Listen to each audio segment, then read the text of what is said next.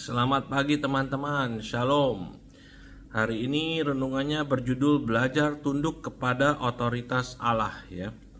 Jadi temanya apa? Mengerti dan menghormati otoritas rohani sebagai bagian dari penyerahan diri kepada Tuhan.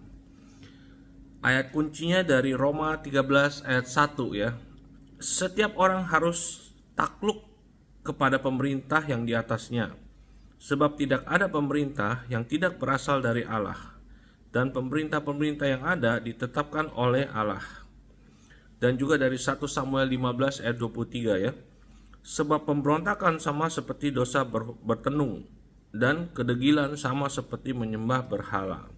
Nah, renungan ini diambil dari satu buku yang berjudul ini ya, Spiritual Authority by Watchman Nee ya. Ini buku sangat bagus ya. I highly recommend it to anyone who wants to understand spiritual authority. Please read it ya. It's very good. Oke. Jadi poin pertama dari buku ini adalah satu ya. Otoritas adalah dasar dari segala sesuatu. Dalam bukunya Spiritual Authority, Watchman Nee menjelaskan bahwa seluruh alam semesta berdiri di atas prinsip otoritas Allah. Segala sesuatu berjalan teratur karena Allah menetapkan tatanannya. Di sorga ya, di sorga in heaven, para malaikat tunduk kepada Allah.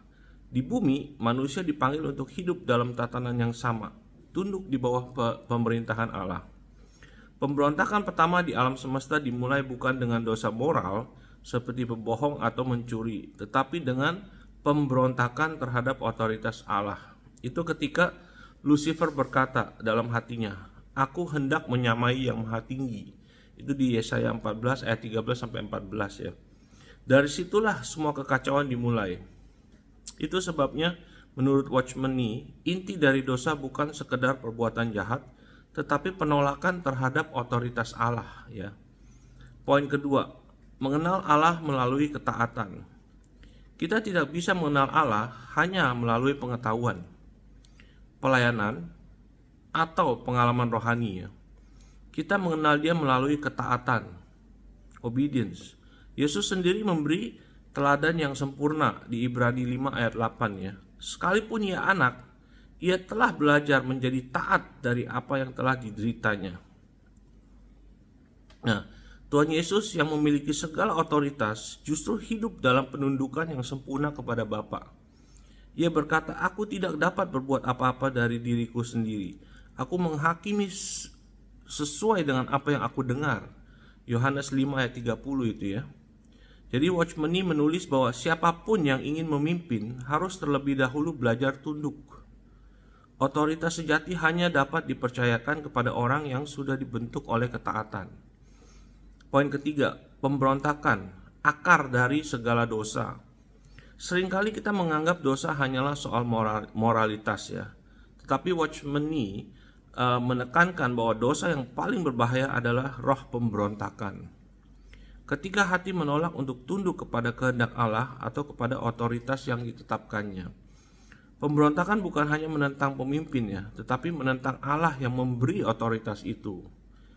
Saul kehilangan kerajaannya bukan karena membunuh, tetapi karena menolak perintah Tuhan dan melakukan kehendaknya sendiri.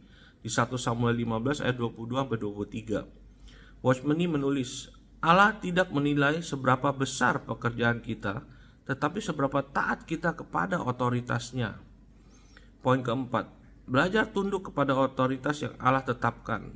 Allah bekerja melalui otoritasnya. Ia menaruh otoritas dalam berbagai bentuk. Di rumah ada orang tua, di gereja ada pemimpin rohani, di masyarakat ada pemerintah, dan dalam kehidupan rohani pribadi, pimpinan Roh Kudus pastinya ya. Di dalam hidup kita pribadi.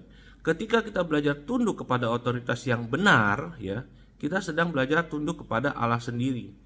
Ini tidak berarti kita menutup mata terhadap penyalahgunaan kekuasaan.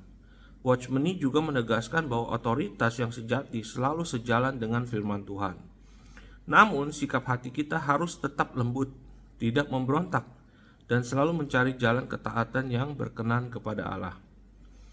Poin kelima, kuasa datang dari ketaatan. Otoritas sejati tidak dihasilkan dari posisi, jabatan, atau kemampuan, tetapi dari kehidupan yang tunduk kepada Allah.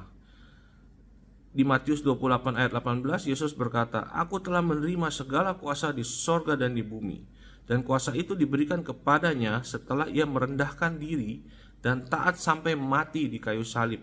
Filipi 2 ayat 8 dan 9 berkata, "Dan dalam keadaan sebagai manusia, ia telah merendahkan dirinya dan taat sampai mati, bahkan sampai mati di kayu salib.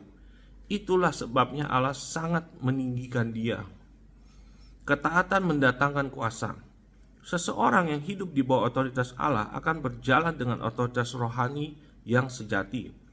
Ia tidak perlu memaksa, memerintah, atau menekan, karena hidupnya sendiri menjadi saluran kuasa Allah. Poin keenam, tanda orang yang tunduk. Bagaimana kita tahu bahwa kita hidup di bawah otoritas Allah? Kita cepat taat ketika Roh Kudus menegur. Kita tidak melawan pemimpin rohani, tapi berdoa bagi mereka. Kita tidak suka mengeluh atau memberontak dalam hati. Kita rendah hati untuk menerima koreksi dan bimbingan. Kita tidak mencari kehendak sendiri, tetapi kehendak Tuhan. Orang yang sungguh tunduk akan memancarkan damai sejahtera, bukan kegelisahan. Ia tidak menuntut posisi, tetapi memancarkan wibawa surgawi dari kehidupannya yang taat. Pertanyaan untuk refleksi teman-teman. Yang pertama ya, apakah ada area dalam hidup saya di mana saya menolak tunduk kepada otoritas Allah? Yang kedua, apakah saya mudah mengkritik pemimpin atau saya belajar berdoa bagi mereka? Ketiga, apakah saya sudah belajar menaati Tuhan bahkan ketika saya tidak mengerti alasannya? Empat, apakah ketaatan saya lahir dari cinta bukan karena takut ya?